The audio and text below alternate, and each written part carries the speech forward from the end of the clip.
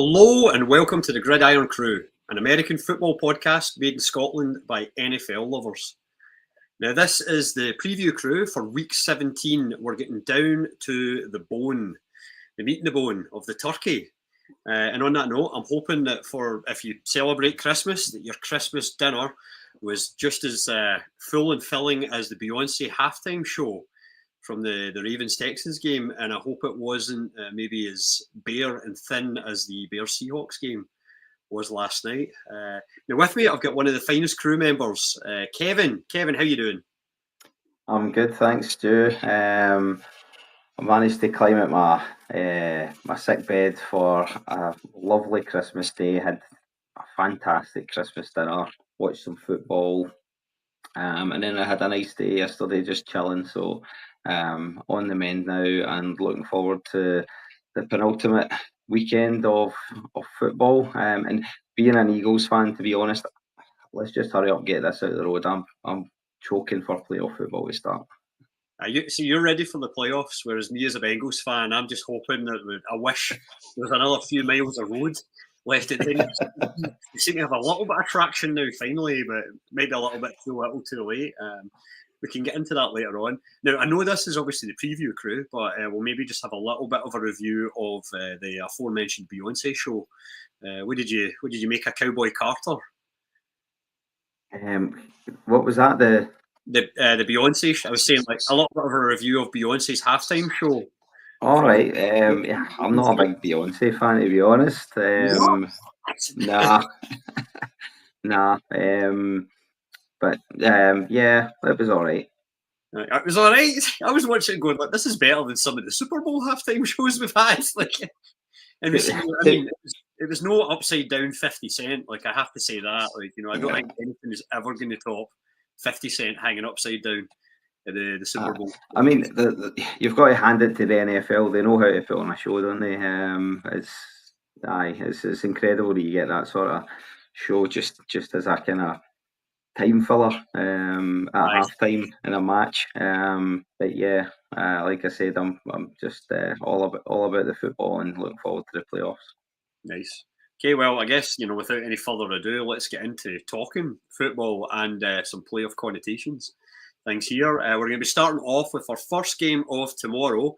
It is one playoff team versus another team who used to be perennial fixtures in the playoffs, if not the AFC Championship and Super Bowl games themselves. Of course, it's the LA Chargers. They're visiting the New England Patriots over there on the East Coast kind of thing. So heading into this one, obviously the Chargers, as we mentioned, they're well in the mix for the playoffs. And in fact, I think they've already booked their spot, or it's almost impossible for them to be knocked out now after their win against the Broncos kind of thing the other week there. So everything's coming up Harbaugh over there, like, wouldn't you say so, Kev? Yeah, absolutely. And a team that I'm quite enjoying watching this year actually as well. But yeah, this game, I think the Patriots, they're quite a banana skin lately. Like, although obviously they're nowhere near the team they once were, as you mentioned, the last few weeks, they're a tough team to beat. I think they're obviously got a good young quarterback now. They're trying to get something going ahead of next season. So as much as I think the Chargers should win this one, I think it might not be as straightforward as what some people might think. Yeah, no, I could definitely see that. Like, Drake May, like, we've spoke about it at length, usually on the review crew kind of thing. But I think we're all becoming a bit of a fan of, or most of us are becoming fans of Drake May.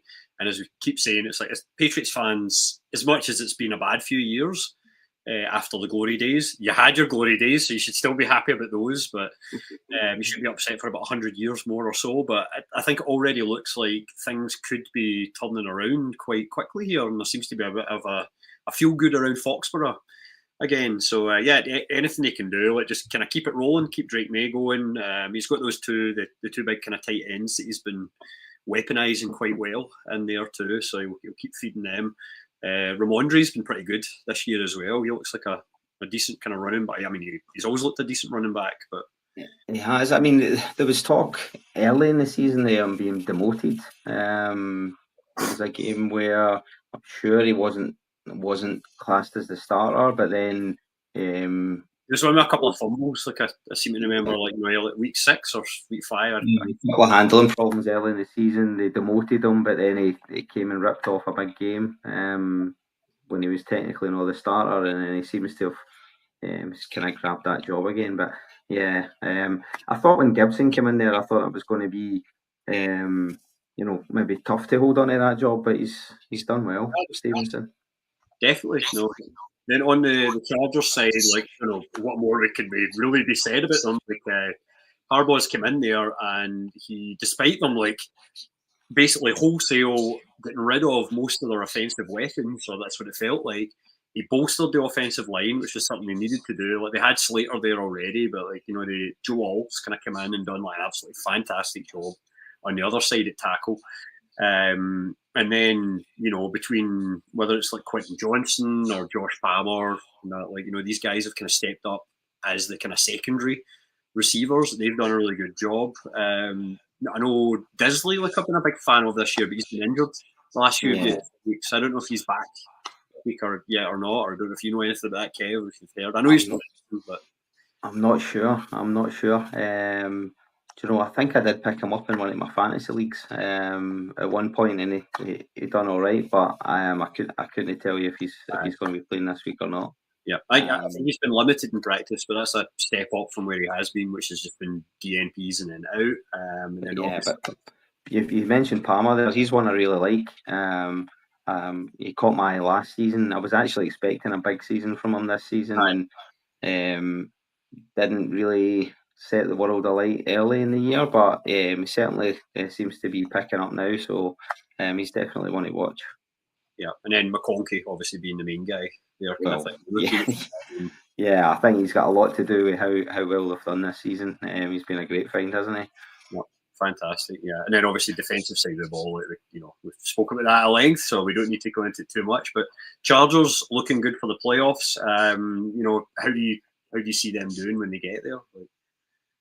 I suppose it all depends on the seeds and who they play and where they play them. But they're a solid side. I can't see anybody really wanting to play them. Early in the playoffs. I think they're definitely capable of getting through at least a couple of those. Yeah, I think especially with J.K. Dobbins coming back, I think he'd be a huge difference maker again as they get into the playoffs. So maybe he's injured actually at the right time, because it looks like they're still going to make it. And now, as much as he's been injured, he's had a little bit of time off kind of thing. Although he might be back this week, is what I'm hearing. So if you do have him in your fantasy teams, it might be time to activate him off IR for your final and maybe slide him into that flex spot. Yeah, I mean, I don't know. Would you risk him though? Coming back, would you maybe give him another week? Nah, it's the Patriots. As much as I feel good about the Patriots, I have him in one line up, and I'm thinking about bringing him back in and sliding him in there. So we'll see. I have until tomorrow morning to decide. So we'll figure it out. But no, anyway, I guess before we move on to the next game, how do you see this one going? Who are you backing to win? As I said, I find it hard to predict the Patriots lately. Every time I think they're going to get well beaten, they make a fist of it. So again, at first look, you're thinking a comfortable Chargers victory, but I don't know. I can see maybe going something like Chargers 21, Patriots 16. Yep, kind of close. Yeah, that's similar. I think I'm kind of in a similar camp there, Kev. I'm thinking I do think it'll be a Chargers win. I don't think it's going to be a blowout either, but I'll maybe go kind of slightly higher score, and I'll say it's going to be 27, let's say 24. I'll just do a 3-point. Oof. That would be a game. I'm looking forward to watching that. I'm enjoying them kind of thing, so we'll see it kind of thing. We'll see how it goes. And Dobbins to get a touchdown. Yeah. Good flex points if we ever want them there. Get that on marker. Now, moving on to game 2 of Saturday, which is obviously for me is the big one. Now, this is every week for the last month. It's been make or break for the Bengals season, and this is no different. Tomorrow, the Bengals are taking on the Broncos at home, so the Broncos are coming to Cincinnati. Both teams, the Broncos are almost in. They just need to get one more win, and then they're guaranteed into the playoffs. However, if the Bengals beat them tomorrow, it gives the Bengals a chance to, if they can win in their final week of the season, and the Broncos lose again, which the chances are looking slim now that the Chiefs have clinched, because the Broncos are playing the Chiefs in their final game, who, let's face it, are probably going to be resting their starters.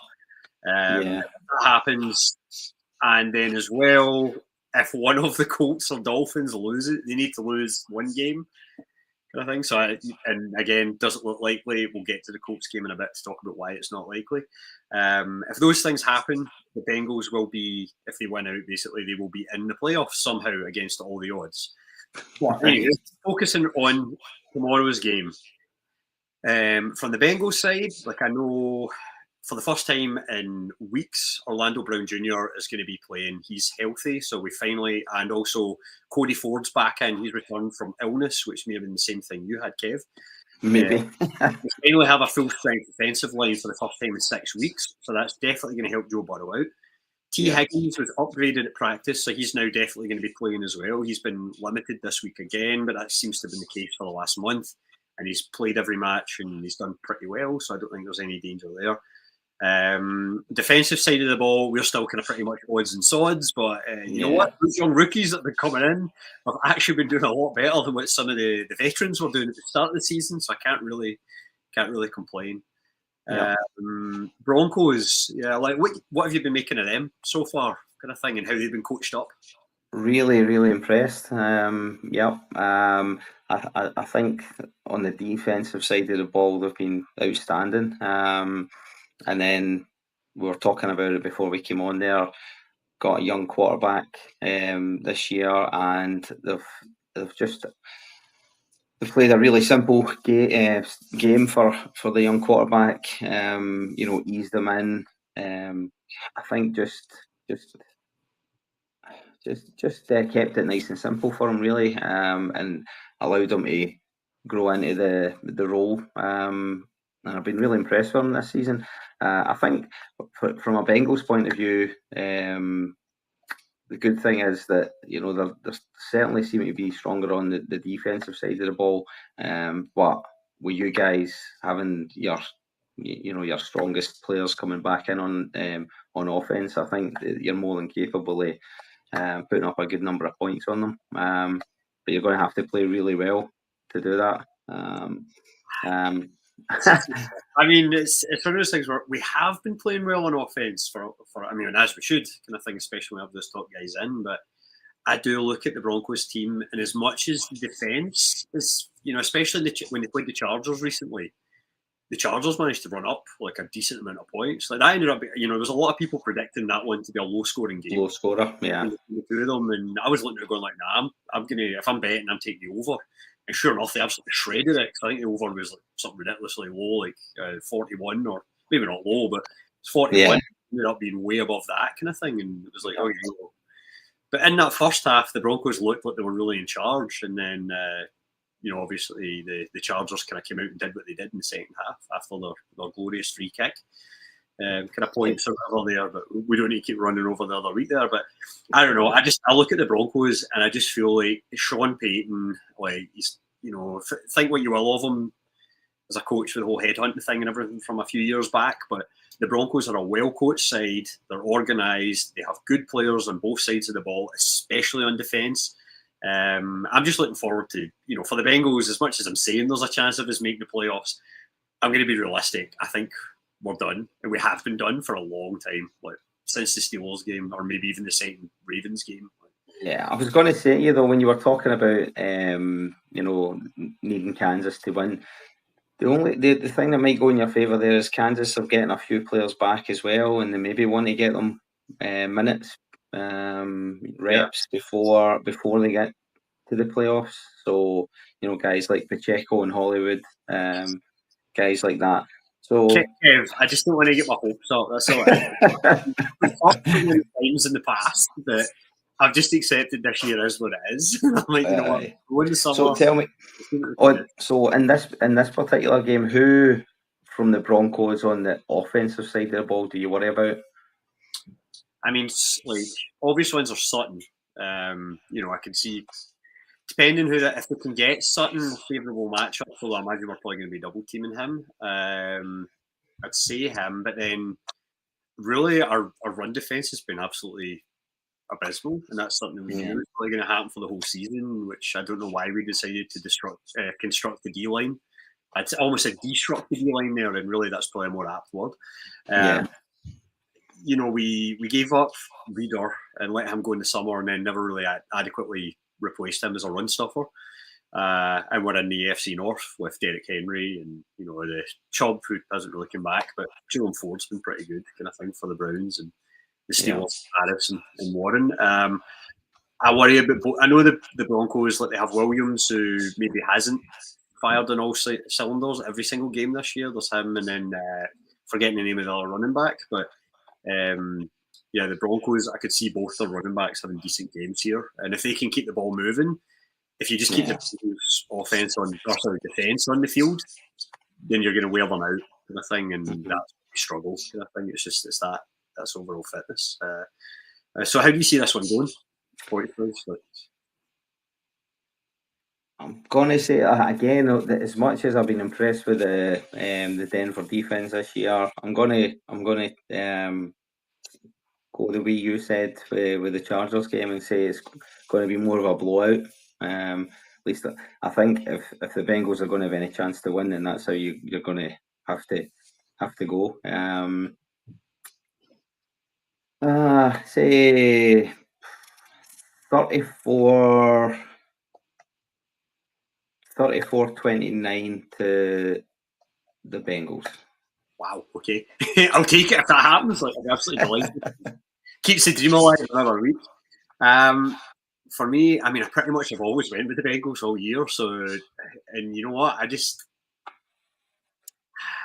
have a bad feeling about this one for some reason. Really? I hope I'm wrong, and I'm actually going to side with the Broncos for one. So, sorry, all you other Bengals fans that I know listen to this show out there, but You're just want to put yourself out your misery, aren't you, Stuart? I think we're going to have a better. I think we're going to have a better year next year. Like we'll do well in the summer. We'll do something about the defence, or in the off season we'll do something about the defence because we know that's what we need to fix.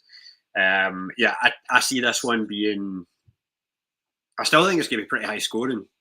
I will say that, but I'm going to go 31-28 to the Broncos. I'm going to say we don't break 30 points for this one. I think Pat Surtain does the business on Chase and keeps him down to only about 80 yards, but no touchdowns. just the 80. Only 80. Anyway, on that one, we're moving on now to another game that features a growing team that, you know, maybe had a chance at making the playoffs, but it slipped away last week against Chuba and the Panthers. So the Arizona Cardinals, they'll be facing a team who look like they are actually going to make the playoffs, and that's maybe against the odds if you'd ask people at the start of the season. The LA Rams, so that's your 6 o'clock game, or 6 o'clock for me here in Canada. So that's your late game in the UK window. So Los Angeles Rams, like, they are currently, I think after the game last night, I'm just double checking here on this, I think they're top. Yep, they are top of the division currently, riding a 4-game win streak going into this one, sitting 9-6. So they're ahead of Seahawks just by virtue of the Seahawks having played one more game and losing once they're 9-7. Kev, like, you know, any thoughts on the LA Rams? I've got lots of thoughts on the LA Rams. I really like the LA Rams. I've got to admit, any team who's got like Cooper Kupp as a wide receiver too, is dangerous. It's always going to be dangerous. They've had their injury troubles this year. I think, you know, if it wasn't for the fact that they lost Kupp and Puka for huge chunks of the season, then they would be comfortably in the playoffs already. And yeah, they're great to watch. They've got a good run game as well. They've obviously got Williams there, and then they've also got a good young running back they got in this year, Blake Corum, who's, you know, been very, very slowly kind of introduced to their plays, their playbook. And I think, really good team. So it's a tough one because I also really like the Cards. But I think that the Rams are just a slightly better all round side. I think, for me, looking at it, like the Rams and the Cards, like the Cardinals, like they had a chance at one point. I was sitting looking at them, going my goodness, are they going to run the table a bit here and actually stay top of this division? And then it just all seemed to slip away. And they do seem like a real Jekyll and Hyde team, because, like, sometimes you see them go up against top teams and beat them, and then they'll go up against the Panthers, who, you know what, they've looked better and better in the last few weeks, but they went up against the Panthers and then lost. Exciting game though, like, absolutely loved it. That was fantastic last week. Yeah, really good too. And that's the thing; they are an exciting team to watch, the Cards, but it's probably because they're not so solid. They're not so well rounded. The thing is, there was talk earlier this season that they were doing better because Kyler didn't feel like he had to do it all. Didn't feel like he was constantly having to make plays and all of the rest of it. But I think they're at their best when he's extending plays and running and doing all of that. But maybe that's just because it's better to watch. Especially if you're, now we're both neutrals in that, so I think I am a fan of Taylor when he's on his game, kind of thing. There is one game that sticks in my mind. I can't remember who they were playing though, where he tried to extend the play and he was running around in circles, and then he just chucked one up the wing, and there was an interception, and they were in the game at that point, and that cost them. So maybe that is why they're maybe not quite there. It's because of stuff like that. But yeah, it's great to watch. So it's a lot of fun. Yeah, on the injury front, like I do think they've had a bit of good news, because it sounds like James Conner is going to be playing this week. So Jimmy Glass Ankles has made it, has he? Yeah, Mr. Glass Ankles. Like, we've been those guys that, like, we've been calling, or not we, but, like, the football world in general seems to, every single year in fantasy, they always say to you, well, maybe don't draft James Conner, or maybe don't draft him. This is the year where he falls apart. And, like, I've had him in one of our dynasty leagues since day one. And I think you and I have actually nearly traded him a few times. I end up keeping him. Like, so far it's actually worked out, because I keep going, like, what, now's the time to sell him to Kevin. And, finally. To be fair, I think that nickname has been quite unfair on him, because he's been pretty reliable. I know he misses the odd game now and then, but for a running back, he's been pretty durable, I think. So yeah, no, definitely. So it's definitely good news for them if he's making it. That could be big for this game. Yeah, I mean, it is that thing of, like, I guess for the Cards, as we discussed, their season's done. So maybe, I don't know if they wrap him in cotton wool a bit, although they're saying he's playing. So I don't know if it's just they're trying to play the spoiler a bit and go, if we can drag LA down a bit in the actual playoff seeding, then maybe we'll do that, because it's a divisional game, and, like, regardless of what people think, and I know as fans you're always going to say, like, well, we want a better draft pick. These players have pride, and there's a lot of them who they're playing for their NFL job, because if your contract's up this year, or even if it's not, because the NFL, it's a lot easier to cut players in the NFL than what it is in other sports, say like the NHL, or even soccer, football, like back home. You can't up a guy's contract and send them on his way like you can in the NFL. For the LA Rams, like, I know they also have Higbee. I think he came back last week, so he's a kind of welcome addition to them as well. So he's been again, that's another reason why it's so impressive that they've went on the run they've been on. Again, that's another huge piece of their offense that they've been missing for a chunk of the year. But I think, see, when you talk about draft picks in a divisional game like this, like, what difference does it make? One or two picks, three or four picks? I don't think that they're going to want to lose this game for the sake of picking one or two spots earlier. Exactly. So on that note, how do you see this one going? So this one, I think because they've got more riding on it, and because, like I said earlier, they're slightly more rounded team, I would say the Rams are going to take it, and I'm going to go 29-13. Oh, okay. So big margin of victory. Okay. Yeah. Yeah. I agree with you. Like I do have the Rams winning this one as well, but because it's a divisional game, I see this being a bit kind of more edgy and a bit of a closer game, and I'm going to go 21-18. So I think it's a little bit lower scoring. Kind of things like both teams are going to be playing hard. So you can have guys like Buda Baker and that out there flying around and trying to prove a point for the other defence, and then on the other side, yeah, you've got Puka and Cup or whatever as well, kind of going. And Yeah. I think we have to in there that's going to unleash them even more because he can, he's going to be able to kind of either work as an extra target or help out by giving Stafford a little bit more time by chipping off the edge. So yeah, no, I think this one could, despite the Cardinals being out, I actually have this one being as one of my games to watch this weekend. Yeah, definitely. I mean, certainly for me, those two teams are two teams that I always enjoy watching. So this one's one of the ones that I look at this weekend and thinking, yeah, I want to see that. Nice. Now, moving on. So we're now heading into Sunday, the early slot of games. So now we're heading to two teams who, one of which again has playoff aspirations. They can maybe make it. The other team, this is a year to forget. The Indianapolis Colts are heading to play the New York Giants, the much maligned G-Men. So they're heading up there to New York. Thoughts on the New York Giants, and what can they offer in this game, if anything? Or are we just saying about the number one overall draft pick? My thoughts are pity. I just pity them, man. I know they're in my division, and I should want them to just to get beat up all the time.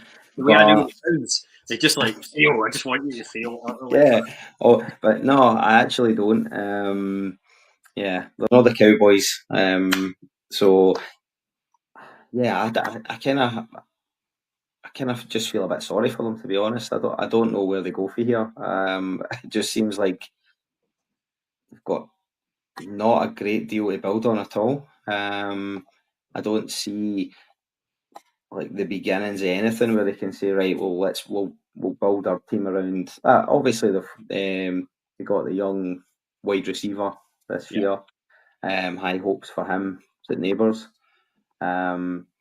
Usually, I mean, good kind of thing. Like he's not exactly the best quarterbacks thrown to him, kind of thing. Yeah, I mean, I'm not writing him off at all. I think he could turn out to be a really good wide receiver. He's shown glimpses, but that's it. Like, really, I can't really think anything else. I mean, Dexter's still good, but then I think he got injured, kind of thing. So he's kind of fell by the wayside. But he's as a nose tackle, like, he's one of my favourites. Yeah. I mean, early in the season, I think their pass rush was doing okay, so they were doing all right.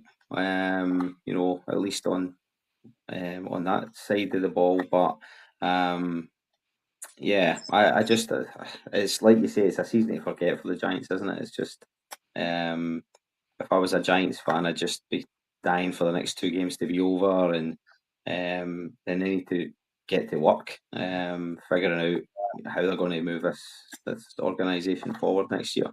I feel bad for New York fans because I mean, there's not really been much to cheer for them this year because it's like you get the G-Men and then you get the Jets, who we'll get to later as well. But and then even in other sports, like the New York Rangers came into the season hot. We won't turn this into a hockey podcast, but came into this season with high hopes, but they seem to be just as dysfunctional as the Jets, like in terms of the way they're treating players and asset management. So I don't know. Sorry, New York sports fans, I guess is where I'm going with this.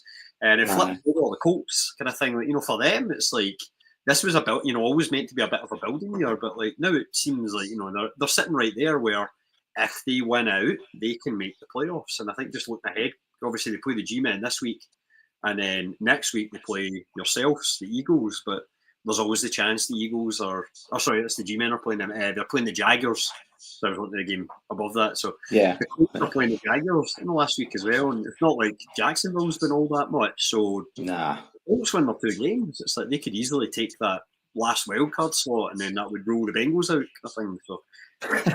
so you're Again, that's why I want just to get over and done with this weekend. I'm like, let's just lose to the Broncos. Like, at least they're a good team.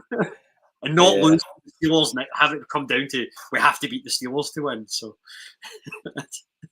yeah, I think for the Colts, like you say, it would be a huge bonus for them if they made the playoffs. Because like you say, this year was very much a building year for them. The fact that they've got their young quarterback Richardson, they took him out for a bit. Now they've put him back in. The experience that he's getting to the playoffs, and even if it's just one and done, getting that playoff experience for him would be fantastic for them as an organisation, and they've done well. A lot better than I expected, to be honest, before the season started. I mean, I had them kind of roughly around about where I think I had them as like an 8 or a 9 win team, or in that kind of 7 to 9 win range, and that's they might exceed that. They might be a 10 win team, as a 7 8 wins. One note on Richardson, I should kind of point out, he was not practicing well this week. Is he ruled out? He's not ruled out. He was limited today, but they did say, and Flacco's been taking the starter reps, but they did say today that they figure he is going to be good to go at the weekend, and he should be the starter if that's the case. But they're just, being sensible and kind of just viewing it and just seeing how it goes, rather than saying yes, he's definitely going in, and they're just letting Flacco have those starter reps in case he has to play. Yeah. What is the injury with Richardson? I think, was it a back injury? I need to look that up, Kev. Like I'm not sure if it's in my head. I just know he was monitored. So I hope for his sake it's not been picked up and like a contact injury when he's been like going for those runs. Like everybody keeps saying, "Oh, you don't want your quarterback to be doing that," but he just doesn't seem to take a telling, does he? Well, I mean, he's so good. The thing is, he's so good at it, so of course he goes. I mean, he's like one of those things where his passing sometimes can be a little bit erratic. I guess because of he's either like dropping like 80-yard bombs to people right in the bucket, or it's Well, he's an exciting watch. I'll put it that way. It certainly is. I picked up Alec Pierce in one of my leagues. And he's so boom or bust, because it is either an 80-yard pass or he gets nothing. Like, and to be fair, Richardson's he's made that connection quite a few times. Like you say, but he seems to do his best work when he's dropping the shoulder and going through tackles. So he's quite fun to watch, and I wasn't sure how his season was going to go because of the injury last year, and then, like I said, getting taken out of the team for a spell this year. But it'll be a great season for them all round if they can sneak into the playoffs. Definitely. Now on that note, we'll assume that Richardson's playing for now, as I say, starting. So how do you see this one going? I could see this not being a hugely high-scoring game. Maybe say something like 24-9. Yeah, 24-9 to the Colts. Okay, 24-9. That sounds decent. I'm actually going to say even more scoring, but still a Colts win. I'm going to go with 17-3. I think the G-men only got a field goal. I have no faith in them, and I think they are. As much as I'm saying people have pride, I feel like the G-men's confidence. They may have pride, but I think their confidence in everything has been crushed. And there's no hope anymore, and they're just like draft. They've been enjoying this time, and New Year's coming. So like Drew Lock's doing it all right.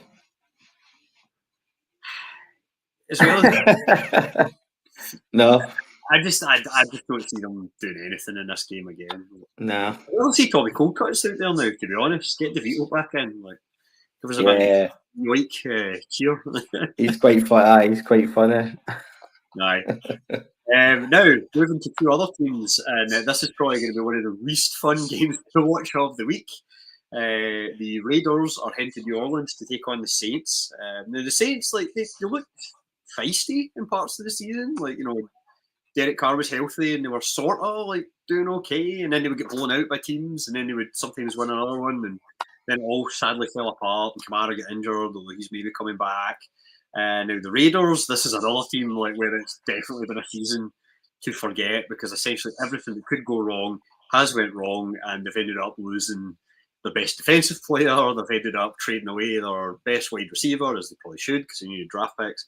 And they've lost multiple quarterbacks to injury as well. It's pretty much been a nightmare all round. So apologies to all you Vegas fans in your fancy new stadium that looks amazing, but doesn't really fun, doesn't it? fun in it. Kev, thoughts on the Raiders first of all, I guess. The Raiders. Well, first, who's their quarterback now? Like, any idea who's starting this weekend? I need to check to see is O'Connell even back. Is it still O'Connell? Well, I think we got like so. We back to Minshew. Well, Minshew's definitely out for the. No. So let's see. So last week, let's see. Okay, yeah. So Aidan O'Connell was back to full health. He played last week, so yeah, it must be O'Connell that's back. So it's going to be O'Connell. Yeah. The best chance, but yeah. I mean,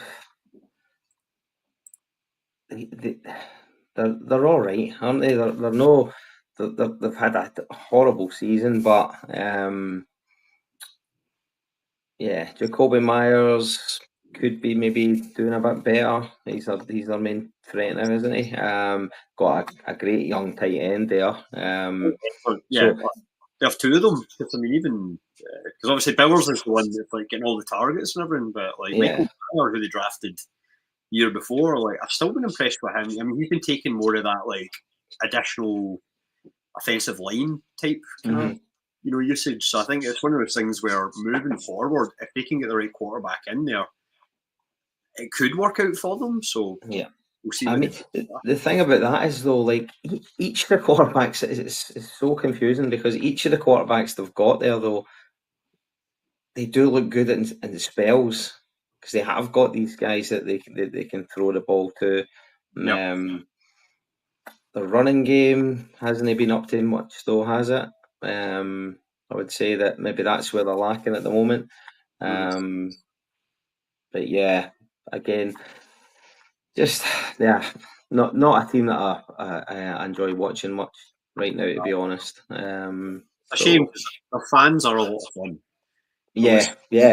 I mean, the stadium looks great. It looks like I'd love to down. That's the thing, is like I fancy like heading down there for a game kind of thing. Like Me too. Definitely. That's it. Anytime I see a game on TV there, I think, oh, it'd be great to be in Vegas and get tickets for that.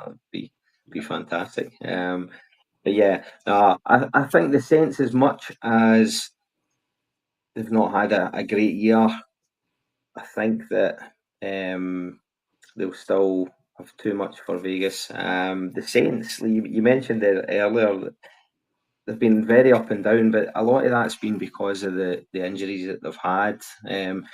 Obviously, you mentioned Carr having his health troubles, but obviously Taysom Hill missed a chunk, came back, and now he's out again. And whenever he's been in the team, they've been a lot of fun to watch. You never know what you're going to get for Taysom Hill. So the fact that he's out again, it's not great. They're missing Rashid Shaheed as well, who is always dangerous, always gives them that deep threat. I mean,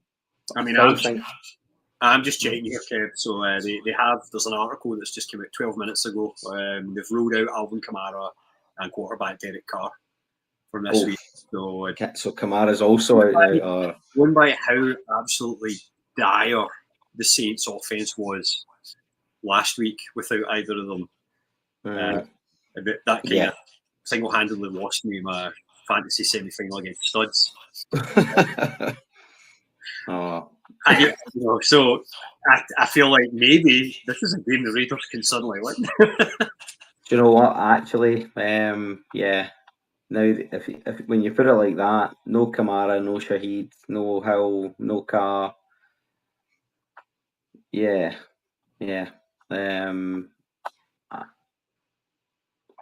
talking about those big tight ends that Vegas have got. O'Connell's actually, like I said, sometimes when I watch them, he looks like he's more than capable. So yeah, right, okay. You've talked me around. I'm going to go with Vegas. I'm going to go with Vegas this time. Low scoring, I take it, because I don't really have much faith in either team, to be honest. No, can't see it being huge. Maybe 21-14 to the Raiders.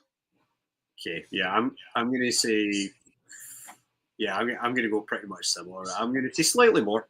I'm going to go 24-21 to the Raiders. I think, I'm going to say somehow the Saints managed to get a few touchdowns in there. I think both teams are nice and all that. And yeah. Game, but I think the Raiders are going to win and maybe do themselves out of the number one seed. I think at the end here, the G-men are going to end up with it, but we'll see how that goes. Anyway, moving on. This is going to be our last game of part one here, and we're heading to another game. We're ending on a high here, Kevin. You hear this one. So we now have the Tennessee Titans head to Jacksonville, take on the Jacksonville Jaguars. Wow. Now, you know what? Like, as much as I'm saying that, like the Jaguars, this has been an absolutely horrid year for them. Like, I would say, in terms of when I look at teams and I say who has been the biggest letdown or disappointment, yeah, even beyond my own team, the Bengals, who I had back to win the division, even though I don't know if I really thought they would in my heart of hearts. But the Jaguars, like, I just expected so much more for them, especially being in the division they're in. And I thought, Trevor Lawrence, he's pretty good. Like, they've brought in extra weapons, and obviously he's injured now. But even before that, like, it's not going well at all. And I think, what do you think of the Jaguars? I think going back to the London games, watching them in London, it's the first time I think I'd watched a full game with the Jags this year. And like you say, just majorly disappointed. Just expected a lot more. Seemed to be a team that had got a lot of good young players who, were progressing, were getting better, and then this year they've just been a massive letdown, haven't they? I'm just wondering what in this game in particular, like you say, it's not very mouth-watering, is it? But what have they got to play for? What are they, what are they going to do? There is that thing of it's the divisional pride thing. Again, you've got two teams from the same division, and they're both the Titans. They knew it was a building year. They were kind of starting out with their Will Levis. They were hoping was going to have a better year. It's obviously not went to plan. The Jaguars, they have Mac Jones under center right now, who's actually looked okay. Like, he's been serviceable. Fantastic. They do have, they have some good receivers. Like, the young guy. What's his name? Brian. I forgot his last name right now. Kev, bail me out. Drafted him this year, and he's been absolutely fantastic. I can find it in a minute. Where you ever think? But there's also him and Tank Robinson. Biggs. Is it Robinson? Yeah, Brian Robinson. Junior. Yeah. Okay, that sounds about right. We could check. We'll error check ourselves in a minute here once I pull up the roster again. Too much Christmas good times, I think, has left me losing a few brain cells apparently. But Bigsby's looked good, like over the last few weeks as well. He has. I mean, the thing is, their backfield. I mean, that cost me in fantasy because they don't seem to know who their best back is at the minute. They've got Etienne, they've got Bigsby. I think have they got a third there as well? There's Steven Robinson and Derek Johnson. Is there one? Brian Thomas Jr. Thomas Jr. That's the one. That's the one. Yeah, and then obviously Gabe Davis. Yeah, he's on IR, but I think I always liked him for the Bills, and I still think he'll be a good piece moving forward. And then Christian Kirk, who I've liked for a long time as well. Yeah. Evan Ingram's obviously out, and then I think his contract's up. Is Ingram out again? Yeah. He's on IR. His career is fun, to be honest, man. I think he's but Brenton Strange is it since he came in, so he's looked. He has looked decent. He has, but that's what I'm saying. They've got a few good young players like Bigsby.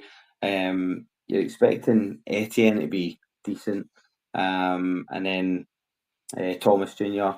They've got good young players, and you're thinking, yeah, they had the tools there, but for some reason it's just not working, is it? Yeah, because I mean, even look at their defence. It's like, Hines Allen's pretty solid. Like Armstead can be good too. Olakun's like an absolutely fantastic linebacker as Mm-hmm. well. So it's like, they have bits there on defence as well. So it's like, well, I think it's another one of those wrong kind of go like, they have good players. It's the pride thing. Like they could maybe still be going for it. Like, Matt Jones is another guy that's kind of trying to prove that he can be an NFL starter, whether it's with the Jaguars or another team. Yeah, I think if he had, are we getting to the stage now where question marks are going to be asked of Lawrence?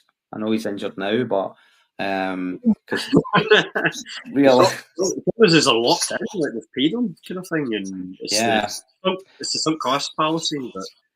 But maybe that's one of the reasons why we've both been so disappointed with him this year. The fact that he's been paid, you're expecting a lot. I was But expecting. that's why I'm wondering. You mentioned Mac Jones, and I suppose he is playing to kind of try and win a spot. If not here, then elsewhere. But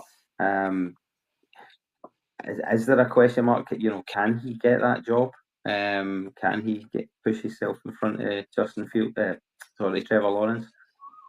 I don't know. I don't know. I just I don't feel know. like Yeah. I just feel like there's not really much for them to play for at all the rest of this year.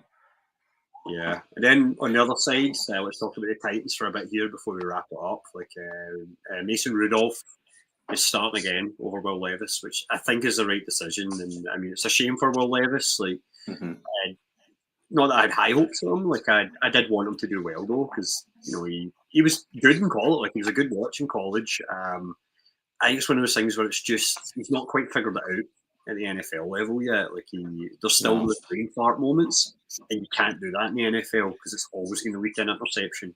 No, I mean he can make a hell of a highlight reel, can't he? Some of the long throws downfield, but in the NFL, that's not going to get you very far if you're turning the ball over, if you can't move the ball consistently.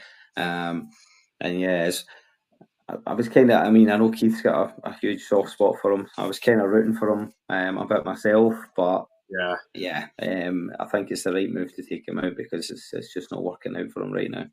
Yeah, I do think. I mean, as much as like Rudolph, obviously, he also had his limitations, kind of thing. Like he's very much like, he was okay with the Steelers when he had to come in, but the Steelers, they had that mature setup and all those veterans, whereas the Titans, like, sure, he's got like Taylor Boyd, and that is a veteran that he can lean on, and Calvin Ridley's got a few years under his belt as well, and is a good receiver, kind of thing. But and Okonkwo is a decent tight end. They have the good Pollard and Spears, like the running backs, like they're there too. But I just think moving forward, you have to think the Titans do something else at quarterback in the off season, and whether that is just bringing in a veteran or somebody that maybe the plan is that Levitt is still the starter for next year, but they just have someone that comes in that can sit behind them. Or Andy Dalton's done it at the Panthers with Bryce Young, kind of thing. Like, he can come in when he needs to, but he's just that veteran presence on the side that can really show him how to be a quarterback, like a day-to-day NFL starter. I mean, for me, I think for the Titans, it's either do something at quarterback or we talked about it before we came on. Do something with the coaching setup. Change it up there and get in a new coach and coordinators that are going to, put a system in place and get all the guys knowing what their job is, and kind of try and get more out of the players that are there. I mean, I would say I'm going to defend him here just because I'm a Bengals fan, but like the head coach right now is Brian Callahan, so he was our offensive coordinator for the last few years, and he is just brand new with the Titans, so he's a guy that would be maybe they give him another year to see how it goes. This year was always going to be a bit of a rougher year. And it's when you lose the king, then it's going to be a bit tough, isn't it? totally, and especially series. Anyway, on that note, we should probably wrap this one up. And so, how do you see this one going? Tough. I'm actually going to go 17-13 to the Titans. Take the Titans. You know what? I'm going to go the other way just to be different. And I'm going to say 21-14 to the Jags. I'm going to go the other side because I do think this one could go either way because it really is just going to be who has more pride and who's kind of fighting for their NFL job more than other folks. And I do feel like Mac Jones has a little bit more talent than Mason Rudolph. A little bit more upside.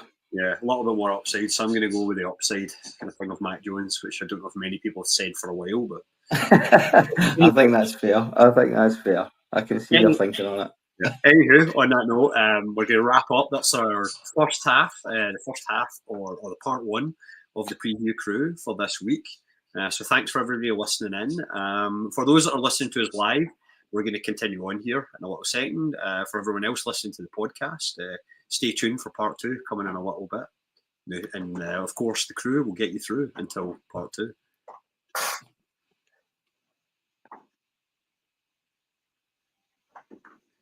Hello and welcome to part two of the preview crew. This is week 17 we're into here. I've got Kevin on with me, and if you were listening to part one earlier, we obviously went through the kind of first half of the games.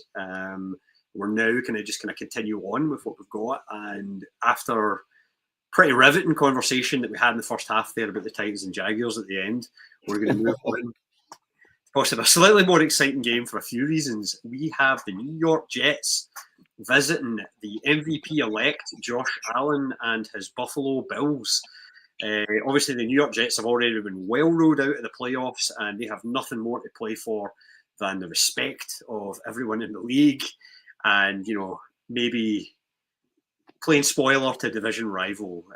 Kev, what are your thoughts on this one? Maybe starting with the Bills. My thoughts on this one: the Bills, have they surprised us this year? There was a running joke. It's a running joke on the Gridiron Crew that the Bills' playoff windows is closed, then it's open again, and it's closed again. And I think we're all starting to get the feeling like, yeah, maybe they were on the way down. So I've been impressed with them this year, I must admit. Especially trading away Stefan Diggs. They didn't really replace him, did they? But they've got good young receivers there, and yeah, I suppose when you've got a quarterback like Josh Allen, if he's playing well, he can put the team on his back, and he can win you games. And he's probably done that quite a bit this year, but he has also got good young weapons there. Cook's doing really well at running back. Khalil Shakir, done good this year as well. And yeah, I think that nobody's really going to want to face them in the playoffs, are they? No, I mean they've been good on both sides of the ball is the thing as well, and then also I think I saw earlier PFF is now the Bills' O-line is ranked second in the league overall. So the fact that the O-line is playing at like massively high level, if you've got that and a quarterback behind it, yeah, like Josh Allen, like if you give him time, and then even when it breaks down, he's then able to use his legs. Like he's always going to be dangerous. That's right. He becomes an elite running back, doesn't he? When you've got an O-line that's playing at that level. So, I suppose it's no surprise when you hear that stat that they're going as well as they're going. And yeah, I don't know if I'm convinced yet. I'm still not sure. I'm entirely convinced. I suppose the amount of disappointments they've had in the playoffs, that question mark still remains whether they can get over that hurdle. But it'll be interesting to see when the postseason comes round. No, definitely. Now the Jets, look at them. Like this season, there was some people before the season started saying, "Oh, you know what? This is a Jets year. They've got that elite playoff defense. Now they've worked on the O line a bit to improve that. Aaron Rodgers is, back from his injury and been through all his kind of, various kind of remedies, things like that, and darkness retreats that will help him be the top quarterback in the league again. They brought in all of his friends in an effort to give him everything he needed to win, and it just hasn't worked out that way, has it? No, there was a few shoots, kind of hope that when they got Adams in, and he was connecting with him, but it's just been a weird season for them. I think the getting rid of their coach after I watched them in the London games, and I said at the time something just didn't look right at all. Allen didn't look Rodgers didn't look happy. It just seemed like he wasn't on the same wavelength as a lot of his teammates. He was kind of I don't know. He seemed to feel like he was too good for the team almost. Like I said, when they got Adams in, it did look like maybe there was a wee bit of hope that they could get something going, but yeah, just a bit of a shit show, really. That whole. That's one way I put it. That kind of thing, or to put it mildly. No, I just looking at this one, especially like as the Bills are at home. It's week 17. The Bills can they still get the number one seed? Oh no, the Chiefs have got it now because they won. So it's definitely over and done with. So you have to think what's going to happen here is the Bills are probably going to come out for this one last game with all the starters. Yeah, they probably want to put on a show, especially because it's our final home game before the playoffs. I'm not sure if they play our home game after this one, but like at least it's going to be the last home game with the starters playing, kind of thing. So, they're going to come out hard, and I just don't think the Jets are really going to have enough to stop them. No, I mean, again, like you say, the Jets have nothing to play for except that divisional rivalry and pride. But when you've had a season as poor as they've had so far, you can't see how they're going to do anything with just that to play for. I think for the Jets, the biggest problem this year is the defense. Although it's still a decent defense, it's regressed. It's not been quite as elite as it once was. And then when you're coming up against a team like Buffalo that can score so many points so easily, then I think, I can't see anything other than a Buffalo winning this one. Yeah. So how do you have it then? Put your colours on the mast here. What's your score? Going to go 38-14 to the Bills. Round up the score, yeah. I like it. I don't know if I'm going to go slightly lower than that, but I still think the Bills are going to win quite handily. I'm going to say it's going to be a 28-9 game. I think the Jets kick a few field goals, but that'll really be it. And the Bills are going to put on a bit of a show for their fans. As the last home game of the season, they play New England in Foxborough in the final week. So I think this is it. This will be the starters will be out for that last game, and they're going to make a point. And Josh Allen will probably win somebody their fantasy league this year. Probably. Yeah, that's what I'm thinking. Yeah, he'll probably put up a good score. At least Brian's not in any finals, so because usually he can save Josh Allen. Moving on, we're now going to help a team that's close to your own heart. It's, of course, the Cowboys at your Eagles. Kev, take it away. You've got the floor. Well, I honestly don't know. If Jalen Hurts makes it, then I think we win. If Jalen Hurts doesn't make it, then I would like to think we've still got enough. But it's a divisional game. The Cowboys aren't going to, go down without a fight. So it could be really close. It just all, and I know. Brian said earlier in the season that Hurts is just a guy. I think you backed him up on that.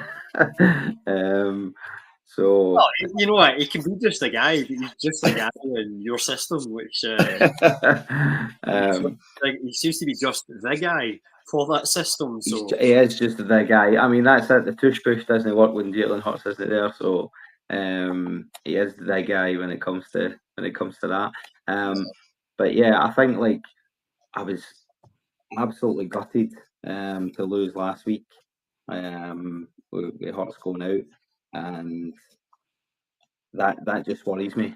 The fact that we had a healthy lead yeah, and Hurts goes off, and then we end up chucking away the game. So I mean, Pickett was a big part of you getting that healthy lead, and yeah, it's been confirmed Pickett's starting. is he definitely starting? He's definitely starting. I mean, I don't know if you should feel that bad about it because the Cowboys. We'll get to them kind of thing in a second here, but no, I think looking at it, I thought Kenny Pickett did pretty well considering it was his first game that he'd really had to play for you thing, and for the Steelers before. So it's more about them shutting down Barkley, I think, than Kenny Pickett being limited. Yeah. I mean, Barkley's going to be huge. If we're going to win, we need a big game for him because let's face it, as much as we've got, decent options through the air, or very good options through the air. Barkley's been a massive part of the offense this year. So much about what we've done good has been down to Barkley. So a big game for Barkley, and we should win. But like I said earlier on, I think if we hadn't lost last week, then I'd be more up for this game. Obviously, I always want to see us beat the Cowboys. Never won't enjoy watching us beat the Cowboys, but I feel like the number one seed's probably beyond us now. So I'm just looking to get through the next two games without any injuries, and let's look forward to the playoffs. Let's see how far we can go. Yeah, that is. And speaking of that, like part of me thinks as much as I know he's in the concussion protocol, and it is I guess is it a short week for you guys? I can't remember when you played last week. But for Hurts, I do think probably part of the decision at least has been, well, there's no point if he's even slightly dinged up, you're not going to rush him out to play the Cowboys when you need him ready for the playoffs. And it's also like, well, we may as well give Pickett a bit more game time in case we do need him in the playoffs as well. So I think it's smart. On the Cowboys, like last week, they were absolutely fantastic. Like, they ended up beating it. And that's exactly what we've been talking about in some of those games there, with the whole thing of these guys are playing with pride because their jobs are on the line in a lot of cases, and they might not be in the NFL next year. So you've got people that are determined to prove something, even if it maybe doesn't help your draft chances. You ask any player on an NFL roster, does he care about the draft? Does he want to go, oh, you know what, it'd be a good idea for me to play terribly so that they draft my replacement? Yeah. Or do you think give them a hand getting a better player in my position? It doesn't make any sense, does it? No veteran's going to do that. Like, it's not happening unless you already know you're retiring, kind of thing. But so to me, I do look at this one and go, you know what? Maybe because the Cowboys, they've had a bad year. We know that. But last week, that game against the Bucks, like they did everything that we thought the Cowboys would be able to do against other teams. And the Bucks aren't a bad team, kind of thing. No. They're a playoff level team, kind of thing. They're fighting for their division as well. Is CD out this week though? Last week, but is CD out this week? CD is out this week, kind of thing. So that's a big plus for us. that's going to be good. I mean, upstairs here. what's that? Morven's thumping up the stairs there. Can you imagine? Oh, is she a CD Lamb fan? Yeah. Not happy about that. So that's her bedrooms and. Yeah, I think him being out's huge. I think we can focus on stopping the run game with Rico Dowdle, and then with the weapons we've got on the offensive side of the ball. I mean, our defense has been really good this year. I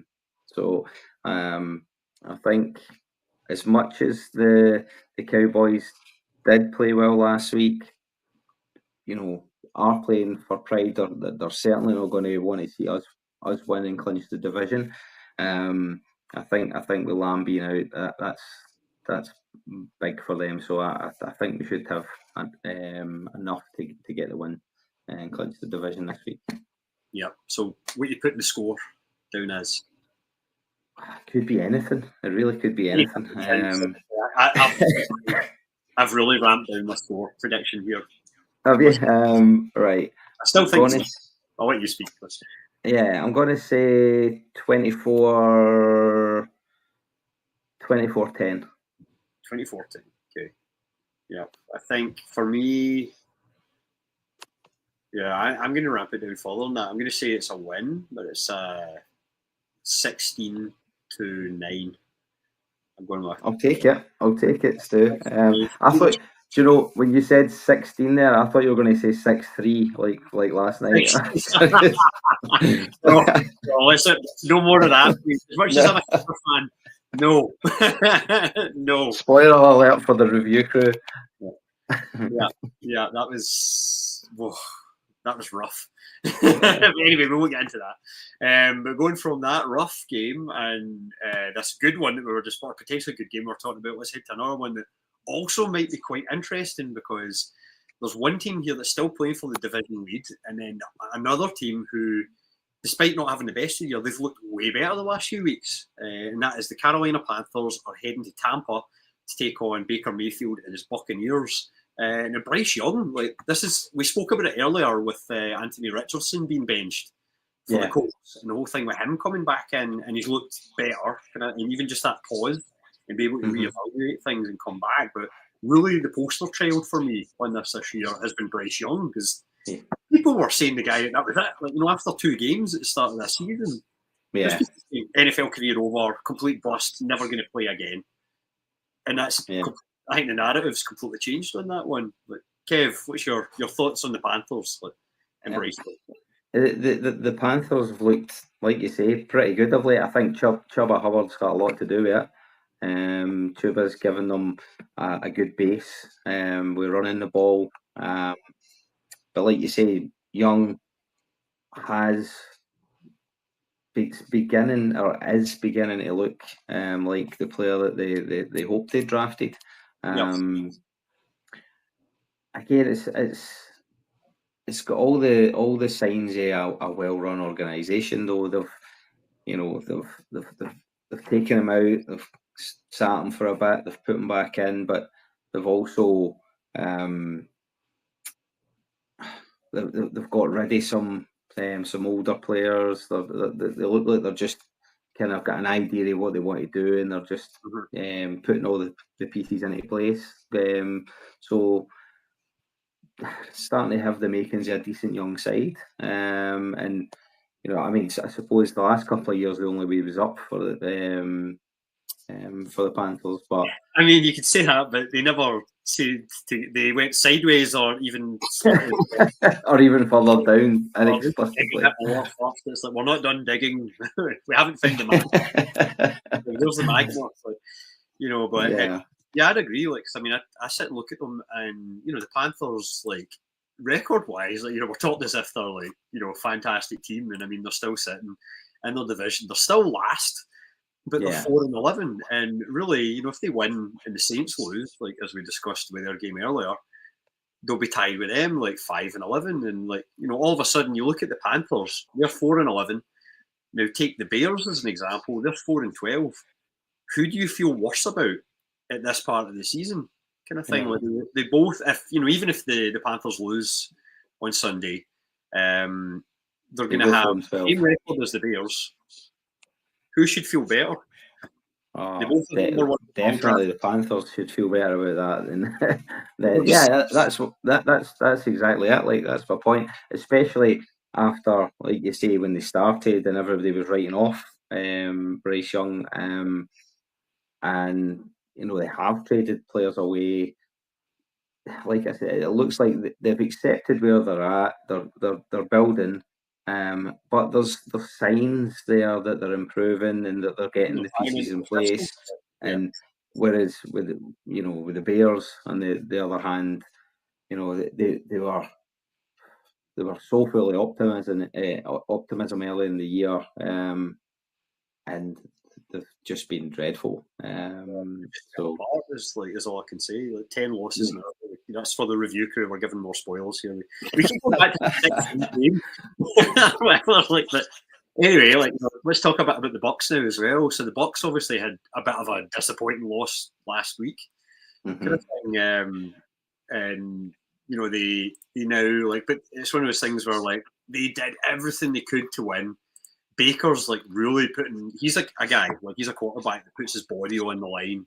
yeah. That Richardson does as well for the Colts, where sometimes you're like, come on, maybe just go the safer play. You don't need to try and shoulder barge your way through three D line men or whatever. I'll just try and run with this guy holding on the ankle and see what happens.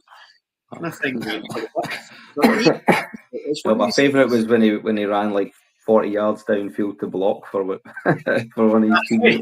It's hold on, I throw my shoulder out. It was so excited looking around for somebody to block. I want to block. I want to hit somebody. Show me where somebody. Yeah. You can see the coaches he does it. Yeah, and unlike Richardson, he's not exactly built for that, is he? No, he's not the biggest quarterback. So plays hard though. Plays hard. Yeah, he does play hard. You've got to love watching Baker. You've got to love watching him play because he gives it everything. You never know quite what he's going to do, and he leaves it all out there. So, but yeah, the Bucks this year again. They've got a good committee of running backs now. They always seem to do best when they've got a working by committee in the backfield, and then obviously with Mike Evans there, they've always got a threat in the air. They've got Cade Otton's out this week though, isn't he? Yeah, I think he's out again. Obviously Godwin's still done for the year, kind of thing. So Godwin's been gone. He's been a mess, kind of thing for God. That's the thing for them. When Godwin and Evans went out, that was a big worry for them. They got Evans back, but we know Godwin there.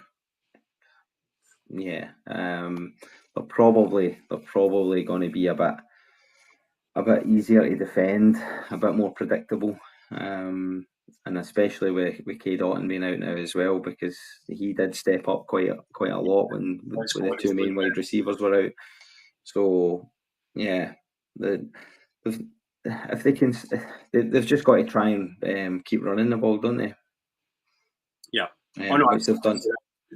Bucky Irving and White. I think it's always that ideal thing. You've got two guys that have slightly different styles, and that's perfect because it just means you can. And also, when one of them's hot, you just run them hard. Yeah. And then the other guy in, and you've got two pretty good running backs in there that work that system well. But looking at them, it's like the Bucks. They are 8-7, but they are still on. Obviously they're tied 8-7 with the Falcons, who we'll get to a little bit later on as well. So they're playing the division with the Panthers, as we were saying. I think they're another one like Patriots that even if they lose this one, as long as they play well, then everybody should be pretty happy that this is actually the ship's turned around and it seems to be head towards sunnier days, kind of thing. Yeah. So how do you see this one going? Yeah, it takes a brave man to bet against the Panthers the way they've been playing the last few weeks. And I think with Godwin already been missing and then Cade Otton being ruled out as well, I think it could be tricky. it's all going to come down to whether the Bucks manage to run the ball, but they do have those two good backs that complement each other. And I feel like they'll probably just have enough to win this one. So I'm gonna say 27 to 19 to 27 to 19 of the Bucks. Yeah, the Bucks are going to win. I'm going to go the other way. I'm going to go with my local boy Chuba. Chuba putting up a 50 burger. I don't know, 150 yards and a couple of like he did. And I'm going to say, you know what? I think both these teams, like the offenses, are cooking. So I'm going to say 34-31 in overtime. So it'll be a field goal in overtime to win it. Eddie Pinheiro for the Panthers. Like, let's go. Like, right, let's go. I can't wait to watch that. It's going to be absolutely fantastic. Like, another game of the week. But then I still also my long term bet is the Bucks still somehow make it in because I think they'll win their last game against the Saints and they'll be the division winners 9-8. It's the way it's going to end. Anyway, but moving on here, and now we're going to really please let's not talk about this game for very long. Brian's not on here, so there's no talk about it. The Dolphins are going to play the Cleveland Browns, and the Cleveland Browns have basically put everybody in cotton wool. Like it sounds like everybody's season is shut down now. So I don't know who's playing for them. It could be Brian. It could be me and you. Like we could be for the Browns, and we're going up against the Dolphins, who actually are they one of the teams like the Bengals that are like weirdly still alive? The Dolphins might well be. Okay, I think they are. Yeah, they're 7-8. If they somehow win their last two games, and obviously we would need to beat the Broncos. And then I think the Dolphins have this. So if we win out and the Dolphins also win out, we both finish 9-8. And I think the Dolphins have a strength of schedule head to head above us. So they would end up in the playoffs and we would be out. Whoa. So the Dolphins are actually still alive, which is kind of hilarious to say at this stage. Or, I mean, could be wrong that, but like anyway, I'll let you talk about the Dolphins whilst I fact check myself. Yeah, well, the Dolphins on the review crew, good few weeks back now. I remember speaking about the Dolphins and the Jets, saying that both pretty much had to win out at that stage to have any chance. And you know, the Dolphins have went on a pretty decent run since Tua's came back. So I think you're right. I think they do still have an outside chance, albeit the slightest of chances. But yeah, I think the Dolphins they've got a good team when everybody's fit, everybody's playing well. They've got good options in the backfield. They've obviously got plenty of threats in the passing game with Waddle and Tyreek. Their big tight end as well was Smith, who's having a game, who's having a year. So yeah, they're a handful for anybody when Tua's fit and playing. Obviously, it damaged them a lot with Tua missing another chunk of the season with another concussion. So, yeah, I think I fancy them. Their defense has been all right this year as well. The Dolphins, to an extent, I think they've got one of the best kind of passing defenses in the league. And I was just to confirm, they have an 8% chance of making the playoffs currently. Obviously, it goes way up if they win. And what's your percentage? The Bengals right now? Yeah, 1%. One. Literally one. I go to New York Times. I'm using New York Times playoff. But you don't need the Dolphins to lose this game. You need them to lose one of the two. Yeah, but they play. Obviously, they're playing the Browns, who will no doubt be trying to lose just to screw us over. Yeah. The Dolphins they play the Jets, in the final game of the season as well. And again, I'm like, well, if the Dolphins come up, they're going to win that. And that's why I'm like, done, because they need both the Colts and the Dolphins to lose one game each, at least, for the end of the year. And the Colts play, like we were talking about earlier, they're playing the Giants this week, which they should win. Then they play the Jaguars in the final week, and that could be a win as well. So in that case, the Dolphins would be out. The Dolphins also need the Colts to lose for them. So the Dolphins need the Colts to lose a game. Yeah. Yeah. Right. And you need the Colts to lose a game and the Dolphins to lose a game. A game, yeah. And the Dolphins, right. They both need to win their two if they're going to make it. Right. Anyway, I guess just the Browns, there's not really much to say about them because Garrett's now done. Like I say, they seem to be resting absolutely everybody. Yeah. Hopefully next time we see Garrett, he'll be in an Eagles shirt like the one I'm wearing now. Or maybe it's a Bengal. I don't know. You would take it, wouldn't you? I'd take it. I know my buddy here that's a Niners fan is desperate for Garrett to go to the Niners, but you guys should sort your O-line first before you. Yeah. I mean, how scary would that be, though? Garrett at the Niners. Him and Bosa, yeah. Jeez. Give us a chance, man. Anyway, we'll rush past this one because there's not really much to say about it, kind of thing. So is it DTR playing for him this week again, or? He got injured and left the game for a bit and then went back in. So it really could be next, like one of us up next then. Yeah, Cleveland. But I know he finished the game though, so I think he probably came back in. But, no news on that, but breaking news: Deshaun Watson has agreed to restructure his contract. No way. That'll extend him by another year. So I guess we won't go into the details. We can talk about that in the off season. Something a big conversation. But there you go, Brian. Good news. Deshaun is doing everything he can to stay with your team.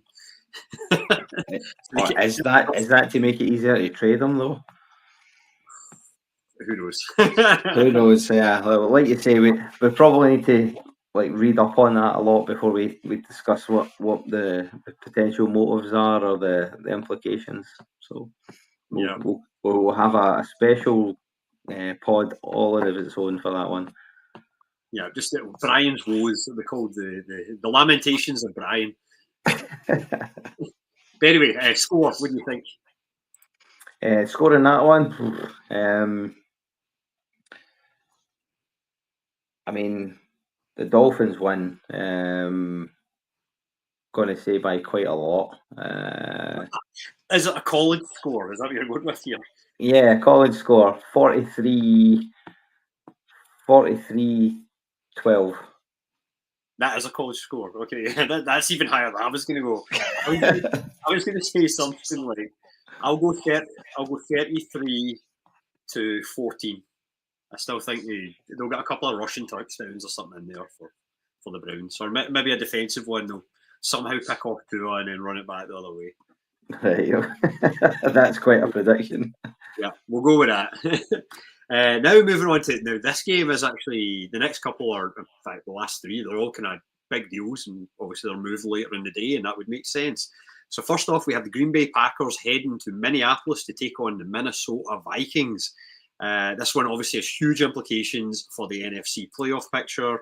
Right now, both teams are battling. The Packers are probably too far back to catch the Vikings, but the Vikings are in the hunt for that number one overall seed and fighting the Lions for the division. For the Packers to win the division, I think they would have to win both, and even then they might not be able to do it on head-to-head because I think the Lions beat them twice, unless I'm remembering incorrectly. But anywho, the Vikings are riding an 8-game win streak, and they sit 13-2. Sam Darnold is absolutely destroying, and then the Green Bay Packers, they're on a 2-game win streak, obviously sitting 11-4 and doing what they need to do to be a playoff team, and look at just being what the Green Bay Packers are, which is annoyingly hard to beat. Yep. And the Packers, I don't know why, but for me, I feel like they haven't been great, but the record says otherwise. They keep winning. I just feel like, I don't know, I enjoyed watching them more last year. I thought they were going to get better this year. I don't feel like they really have, but they're winning games. They made the playoffs last year. Looks like they're going to be in the playoffs this year. Or are they already confirmed? I can't. They must be. Yeah, they're 11-4, and then Yeah. So yeah, that you're then so looking. They're in. Yeah, they're in for yeah, sure. yeah. So good team. Yeah, I actually fancy them because as much as I feel I kind of feel the same way about the Vikings. Like I know their record's great, but I just don't feel like they're all that great, and I don't know why. It's maybe a rash, Yeah, for me, it's not so much that they're not great at all. Like both these two teams, like the Vikings and the Packers, they've both been like good defensively, and that's something I think that will translate well to playoff football. Yeah, They're still with the Vikings.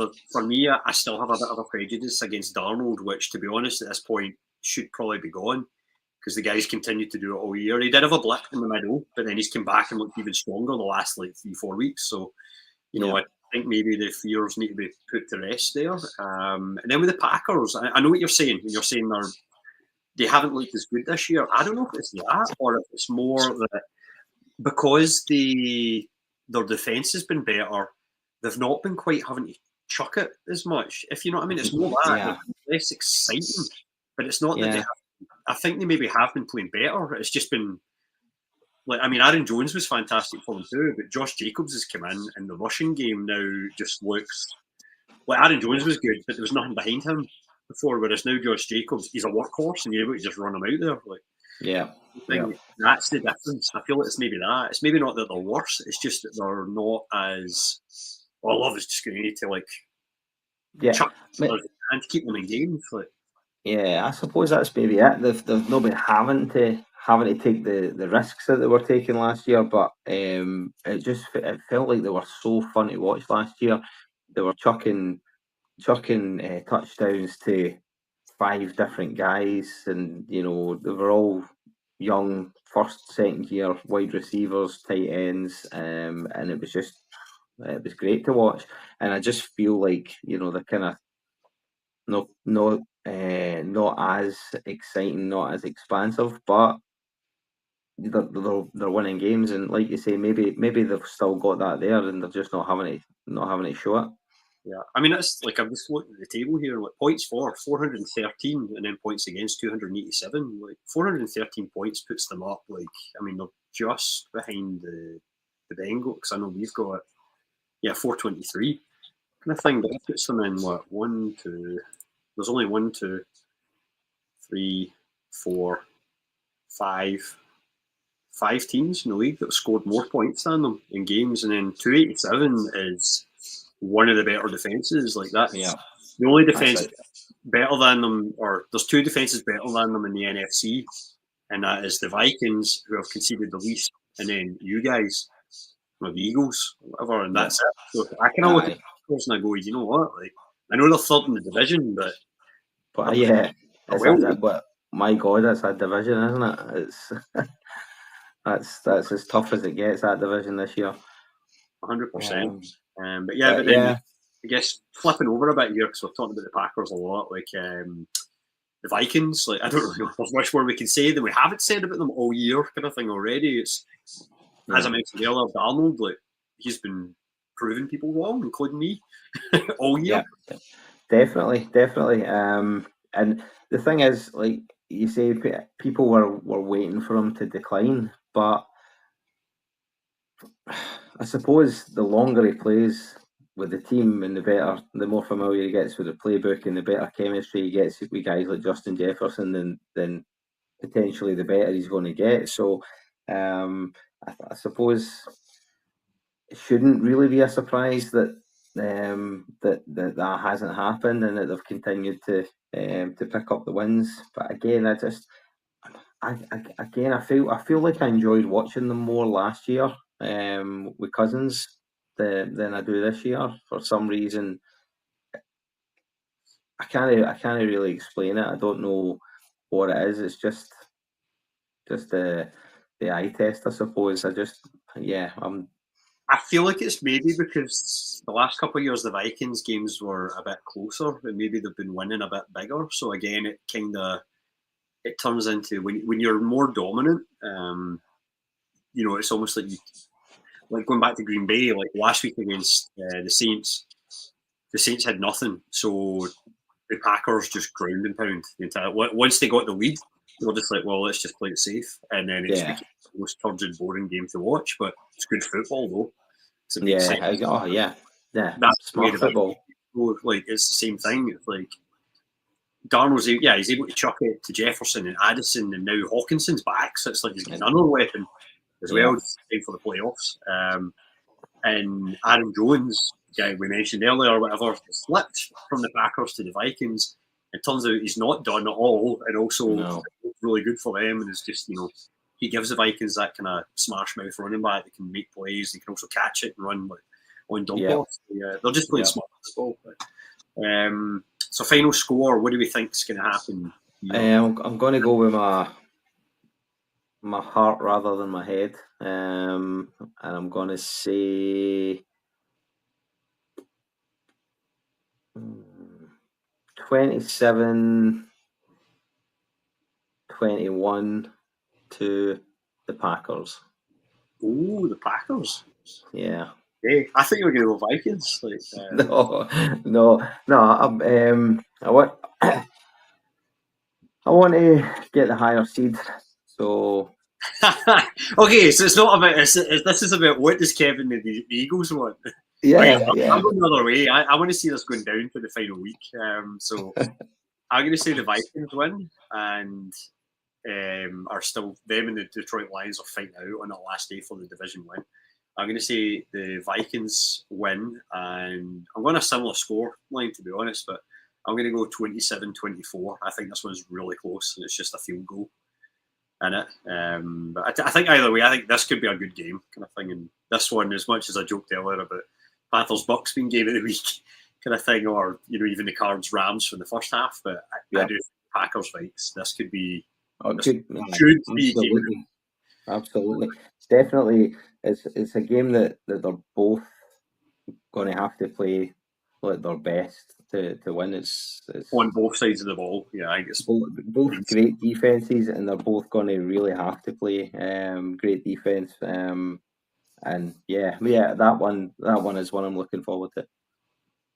Now, moving on to another game that I'm also looking forward to, just because of the ramifications and the fighting out for spots and seedings and everything. The Atlanta Falcons are heading to play the Washington Commanders in Washington for Sunday Night Football.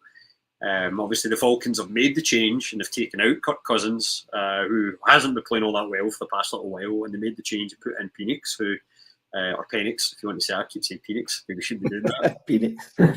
Mr. Penix is in quarterback, and he did what he had to do last. I wouldn't say he was like outstanding. He still went through an interception, but they got the win and they did what they needed to do. So this week though, it's a completely different kettle of fish, and it's not the G-men he's playing. He's coming up against one of the hotter teams in the league, and they obviously have their own dynamic young starting quarterback in Jaden Daniels. What's your thoughts on the Commanders, first of all? My thoughts on the Commanders been excellent. I've been quite happy to see them kind of start to find it tougher sledding towards the end of the regular season. Obviously, it gives us an easier time in the division, but been really good to watch.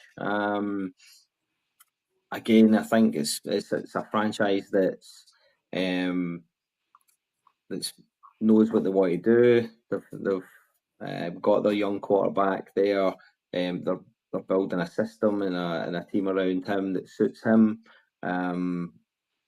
Coached really well, and playing a style of football that seems to suit the players that they've got. So, I've been impressed with them this year. Enjoyed watching them this year. and they're far enough back from you that, like, Yeah, you're like, you oh, don't it's have good to watch them be second in division and be, they're 10-5, you're 12-3, so there's no danger, like, of them. Well, it would have been nice to beat them last week and tie up the division and keep ourselves in with a better shout of the number one seed. But I can't say that they don't deserve to have the record that they have and didn't deserve to win the game last week. So great season for them, and I suppose really encouraging. The big question now is, well, first of all, what can they do in the off season? But secondly, can they continue that next year? That's going to be interesting to see. Yeah, definitely. Then moving on to the Falcons. The Falcons, I expected a lot from them this year. I thought that they had a very, very good quarterback coming in there, and was potentially all they were missing from last year. And I've been disappointed, to say the least. However, I must say that from the draft class of last year, Penix was the quarterback that I like the look of the most. I mean, I like Jaden Daniels a lot, but I'm a bit of there's that kind of residual, like the LSU thing with Joe Burrow coming from there, and then CJ Stroud, and it's just like it seems to be an absolute farm for starting quarterbacks coming in. But also I like Michael Penix, and he was a guy that in dynasty leagues, I think I have him. I'm in 3 dynasty leagues. I think I have him in all of them. Yeah, because he was a guy that, I mean, he sat in my taxi squad in most of them, I think. Yeah. But he's. I also had some more faith, and I thought, like, he's a guy that could be in a few years, like Jordan Love was for Green Bay. That I thought sitting behind Cousins, like Kirk Cousins, be the starter for 2 or 3 years, and then bring him in. That's exactly it. When he went there after they'd signed Cousins, I thought, well, do you know what? That's excellent, because I like that guy, but I think too many of these young quarterbacks go straight in, franchise quarterback, all the pressure heaped on their young shoulders straight away. I thought that's an excellent move, bringing Cousins in and then drafting him to sit behind him. But yeah, it's good to see him getting a chance now. Hopefully now that the season for them hasn't gone the way they wanted, it doesn't feel too much pressure. He can just come in there and well, just. I was guessing you say that, Kev, but the problem for them is, like, and this is why I was still kind of surprised they did it, even with Cousins' bad play, is, like, sure, they were playing the Giants last week, and you look at that and go, like, you know what, fair enough, it's a good game to start your young quarterback against. This week they're playing the Commanders. The Falcons are 8-7, top of the division on tiebreakers right now with the Bucks. So it's like right now they're basically right in the thick of playing for the playoff lives, and they probably need to win at least one of these next 2 games. Really, you want to win both, because then you're guaranteed to be top of the division and in the playoffs. Because probably if you finish 8-7 or 9-8, I don't think you're making at least from the NFC. I think you need at least 10 wins to make the playoffs, even in a wild card spot. So I don't know. I feel like if this goes poorly on Sunday night for Penix, I don't know if I'm the biggest fan of him playing this game, but I understand the rationale, but at the same time, I'm also a bit like, I think I would have left Cousins in regardless of how bad he's been, just because he's the veteran that's been there and done it before. Yeah. I mean, you've got to think that Penix is showing in training that that he's ready. You've got to think that. You're not otherwise, you're not doing it. Wouldn't have made that change. But I just mean, like, the run of form that the team was in. Losing games. Cousins isn't playing great, so you feel as though there's not a huge amount of pressure on him coming in, because, like, they're losing games anyway. But I'm looking forward to seeing how he goes against Washington, because this will be a big test for him. But like I said, I really liked what I seen of him last year at college. So yeah, this could be a really fun game to watch as well. I'm looking forward to this one too, like I was saying. So, score wise, what you got in your bingo card? Again, am I going with my head or my heart? I don't know. I don't know. Heart. Right. I'm gonna say Falcons 21-18. Okay, so Falcons 21-18 over the Commanders. I'm going to go with the Commanders just because I'm going to go with the LSU. Okay. Daniels, although I do like Penix and I would love them to because many shares, so I'd love them to do well. I'm going to go Commanders and I'm going to say this one is 28-21 to the Commanders. Putting it up that way, but I think it'll be a good game either way. And yeah, I'm definitely going to be keeping an eye on that one. High drama. That's what we want. Now we're moving on to the final game the week here, and it's a shame that this one maybe doesn't have the. You could see them when they were planning this game in the schedule from miles off. They clearly thought like, oh, this one will have some big implications for potential for the season, but it's not to be. We have the Lions heading to play the Niners in San Francisco for Monday Night Football on December the 30th. So obviously the Niners season has too many injuries and everything's just got away from them. Some play that hasn't went the way they wanted it to. And everything that could have went wrong for the Niners has went wrong, and here they are, and they're already eliminated from the playoffs. So this means nothing. The Lions, on the other hand, they have also had even more injuries than the Niners, but they just kept on trucking kind of thing, and somehow that Detroit Motor City just keeps running along there. Like, yeah, that just I think it's just Dan Campbell, isn't it? It's just. Which I need. It feels like as an outsider watching it, feels like they could just grab 10 guys down out the stands and put them on the field and they'll get the same results. Like it's just sheer willpower, willpower alone that's getting them. Kevin, you can go out there as an Eagles fan and play for the Lions. Yes, Dan Campbell. I'll play for him. Yep, sure. But yeah, I mean that's the thing they haven't had their injury troubles to seek, but they're obviously missing one of their two-headed running back monster. Although Gibbs just didn't matter. So they've got one of the heads has been cut off their two-headed monster, and that. I worry for them that could maybe be one injury too many for them in terms of not obviously they're in the playoffs comfortably, probably going to tie up the number one seed.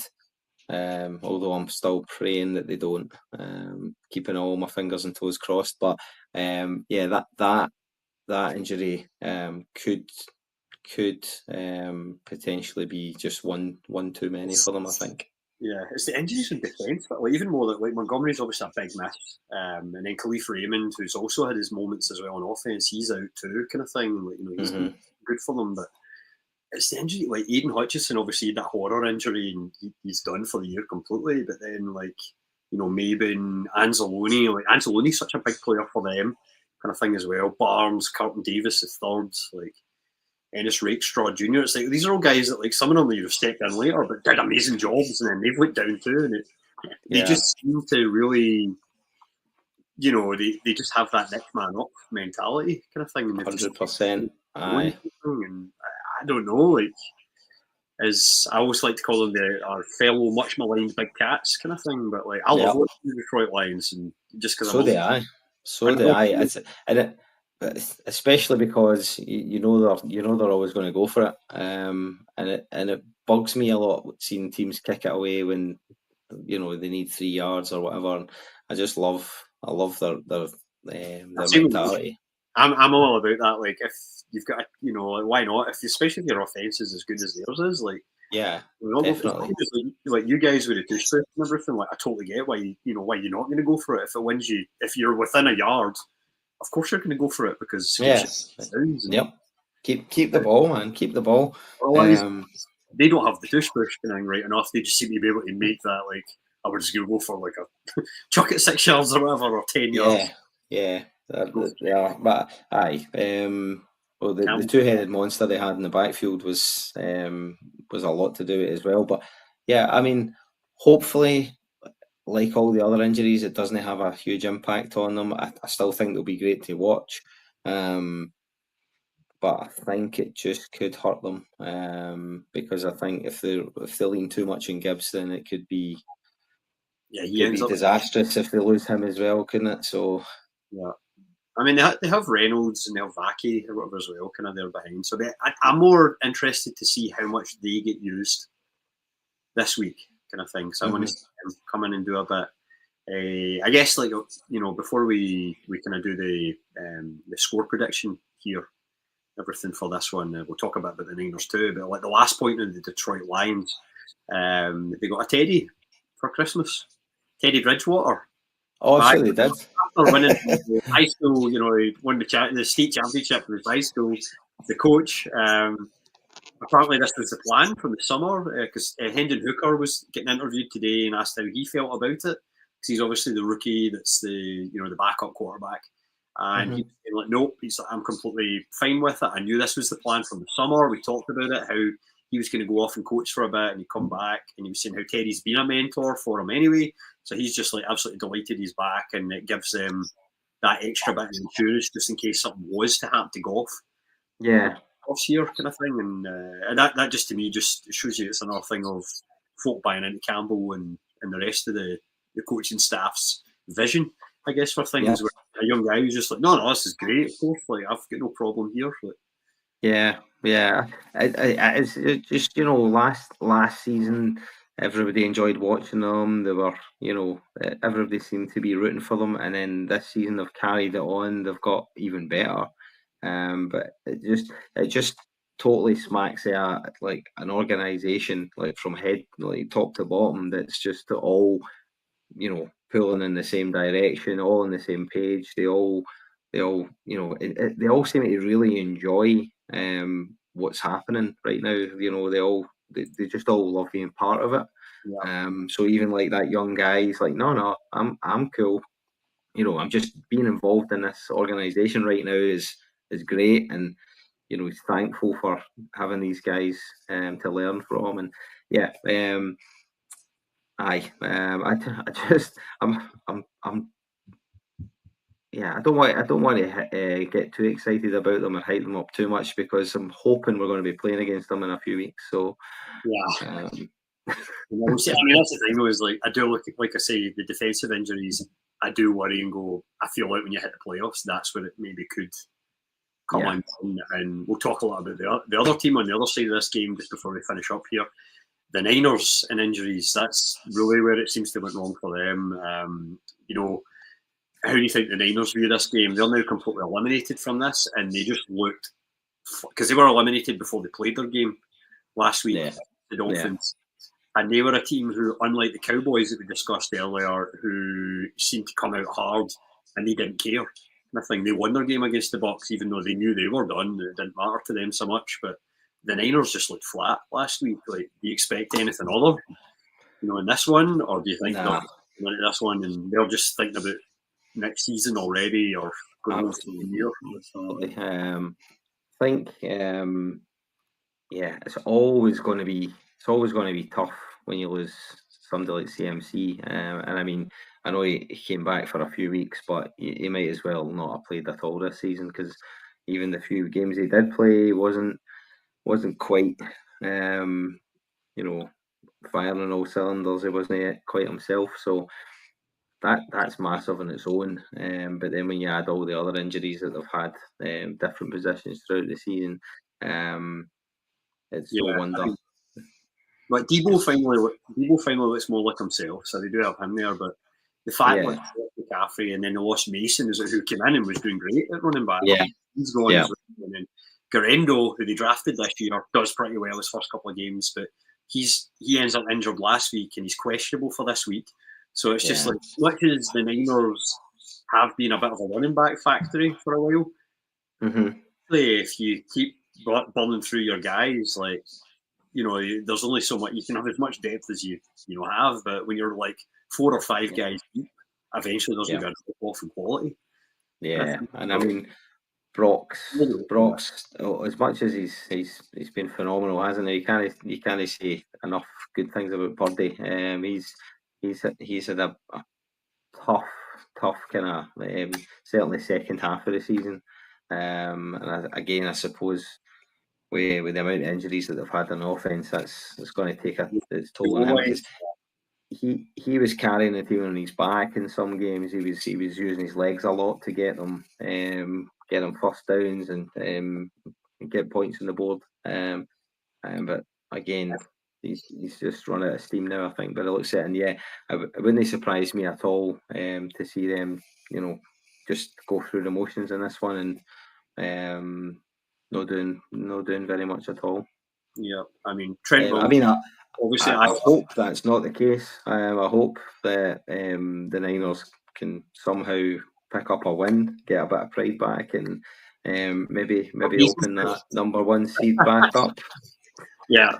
I mean, I don't know. I just look at it and go, you know what? I think for them, they are a team where they've played it because they've went deep most years for the last few years, and they're older guys in the team. You have to think it's like that's a lot of football, and when that happens, you start getting worn down. And even though I know there's a long off season, it's still a lot of miles that you're putting in your body. Yeah. I mean, the fact that they came so close to winning the Super Bowl last year as well, like, I do wonder if there was a bit of Super Bowl hangover that we love to talk about, where they were this close, but then this year they just, things just went wrong and they just couldn't get going. Certainly happened to us 2 years ago, that's for sure. Yep, and I mean, I would say even the Bengals kind of thing, because it's like we more so this year the defence has been the issue. The year before it was obviously the Burrow injuries and stuff, but it was that we had 2 years where we went to the Super Bowl and lost, then went to the FC Championship game and lost within a score. Yeah. Kind of thing. And I feel like that the mileage just adds up, kind of thing. It does, aye. It definitely does. But anyway, speaking of mileage adding up, we should probably discuss the score here and bring this podcast to a close here for the wrap this up. So I'm gonna, unfortunately, as much as I'm praying for a Niners win, I can't see anything other than another Lions victory here. So I'm going to say Lions 31-22. 22. See, I don't even know if they're going to put up that. Like, I mean, I'd love a big George Kittle week for me in the final. Check. I think Check will do some damage. Yeah. Good, but I think the Lions I think this will be an easy win for them. I'm going to say 28-14. I think a couple of scores kind of for this one, and it's not going to be the best Monday Night Football game. No, I don't think so. But no, unfortunately, like you said, it could have been a cracker. If things had gone differently, it could have been an absolute barnstormer. But but now I think it'll be a bit of an easy game for the Lions. I'll probably cost them. So sorry, Lions fans, but like I say, I enjoy watching your team, and as a fellow Big Cat team supporter, I hope you do well, and I mean, he's hoping you do badly, but here we are. Anyway, on that note, I guess we should wrap things up here. Like, we have been the preview crew, and this has been week 17, and hopefully everything that we said is going to come true, and you all get your wishes, whatever it is for your team, kind of thing. And the Bengals are still alive, maybe. I don't know. We just need to beat the Broncos, or we're finally out our misery fully, and we can stop talking about it and start thinking about the draft. I'm just glad I've not been talking about the draft until after Christmas. It's been was the bad old days again. But anyway, Kev, thanks for your time. Thank you, Stu. It's been a pleasure as always, mate. Yep, and Happy New Year to you when the time comes. You too. I'll be a few hours ahead of you on that one. Okay, I will. We'll get a wee celebratory group chat on the go there. But no, want to say thanks again. We have been the review crew, so the Gridiron crew will get you through and enjoy this week's exciting run of games.